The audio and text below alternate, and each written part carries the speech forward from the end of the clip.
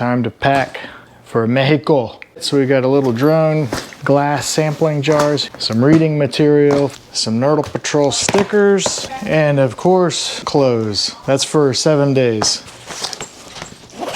Let's do this.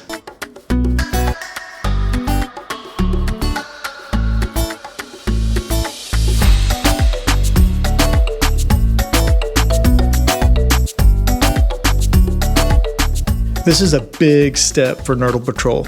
We're joining forces with our colleagues down in Mexico because nurdle pollution doesn't just stop at the border.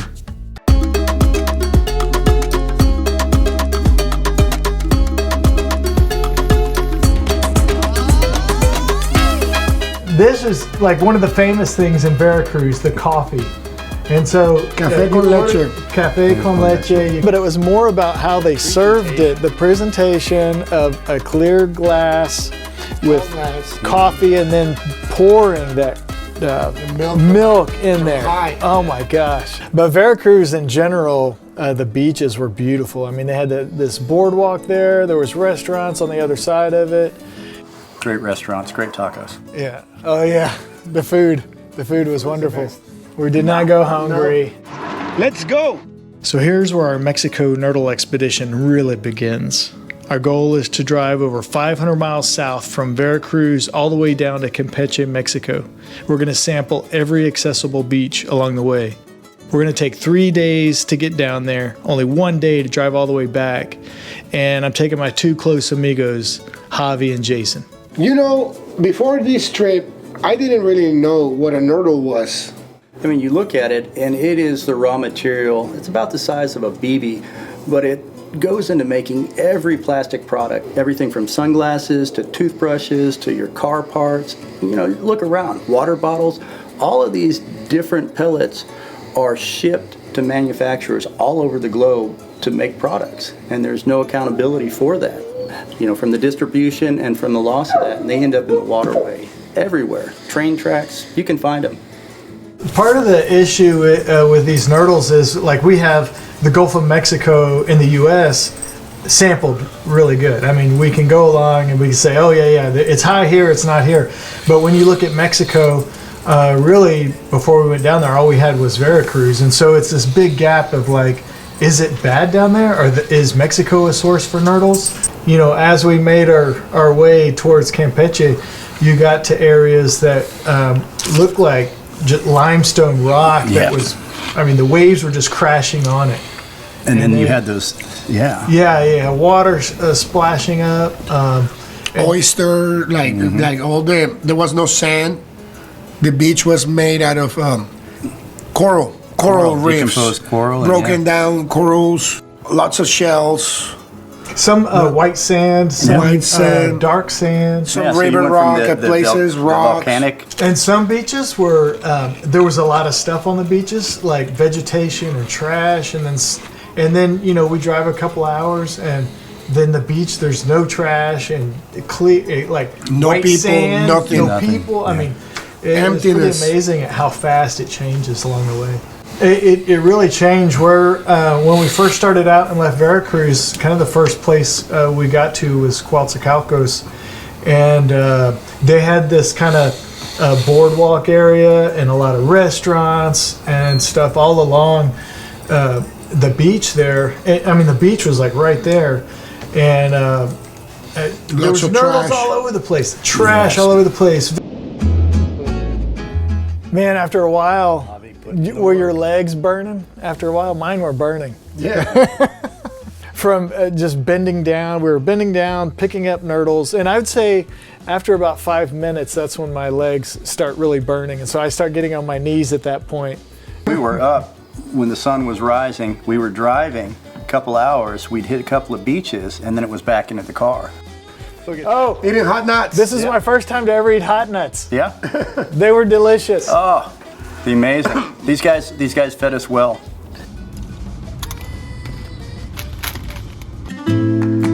Well, it was actually around Ciudad del Carmen, a beautiful beach. Yeah. And at some point, there was some ship that got washed up there.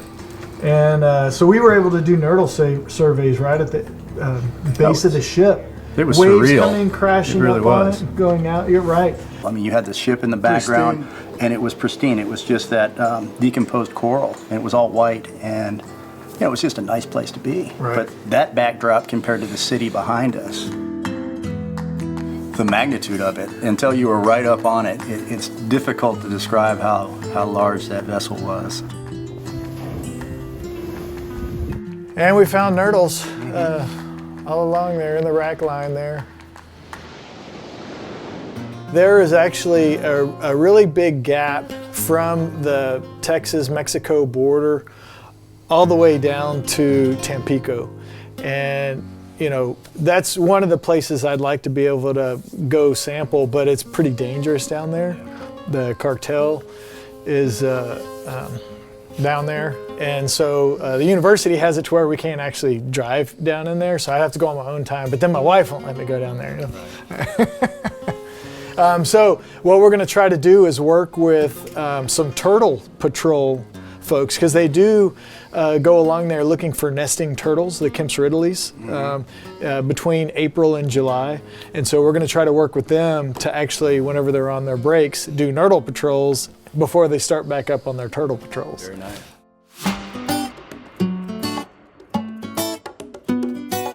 So let's talk about this beach here. What's the name of it? Punta Shen. Punta Shen. When we pulled up on it, it was lunchtime, and we were like, oh, there's a palapa there. They must serve, food. So we pulled in there, and sure enough, oh man, they had some really good food. And Seafood salad, they call it. Seafood They had salad. nothing about a salad, but it was amazing. It was amazing. And there was like octopus all chopped up in it. And then we got whole fried fish that were there. We did nurdle surveys, so there were nurdle surveys right there. Nurdles right on the beach there. Very few.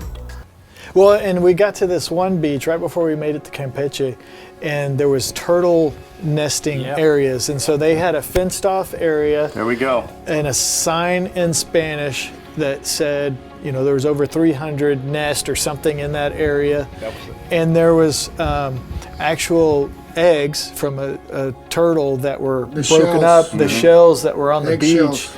And we did find nurdles there. And that's one of the things that researchers are trying to figure out right now is plastics like nurdles that are on the beach, and then you have turtles putting their nests in the eggs. Does that change the temperature of the sand?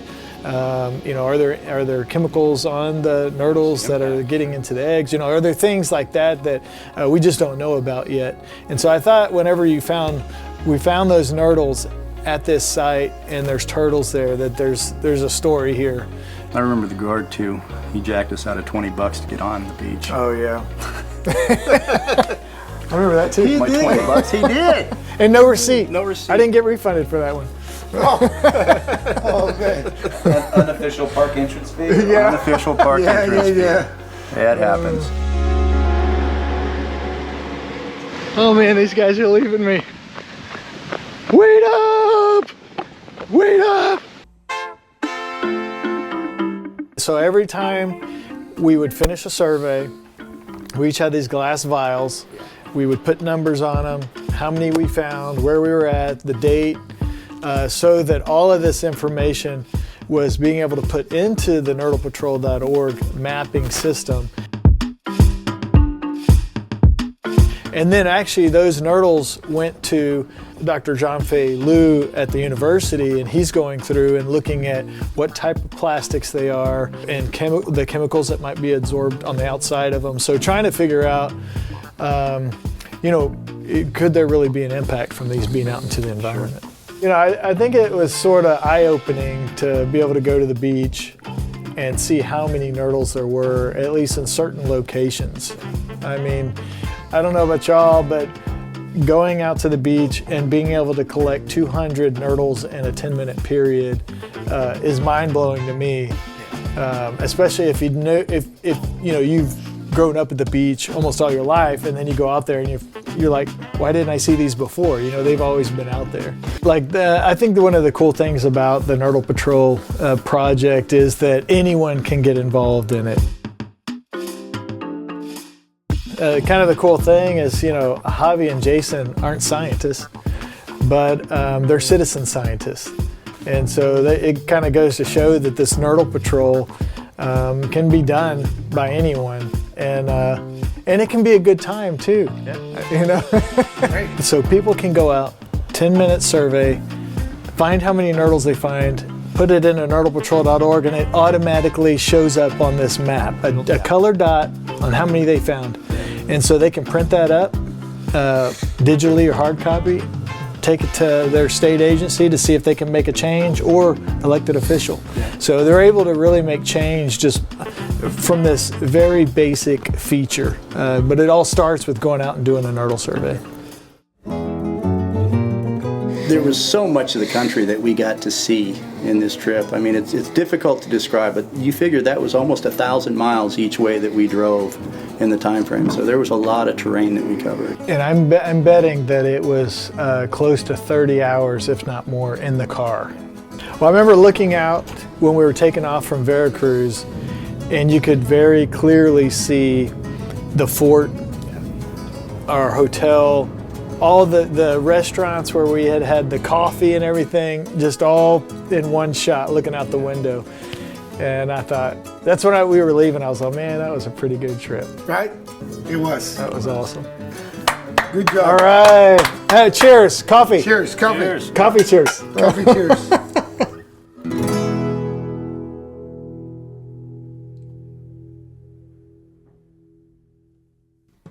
Vaya, folclórico. Oye, disculpa la tardanza y los dolores de cabeza, ¿sabes? Agradezco tu paciencia y esta gran oportunidad. Dile. Ya tú ves. ¿Cómo? Siempre en la vega. Ahí nada. Dándole pecho a la vida para que no me dé una vela. Sí, señor. Chévere. Siempre en la vega. Dándole pecho a la vida para que no me dé una vela.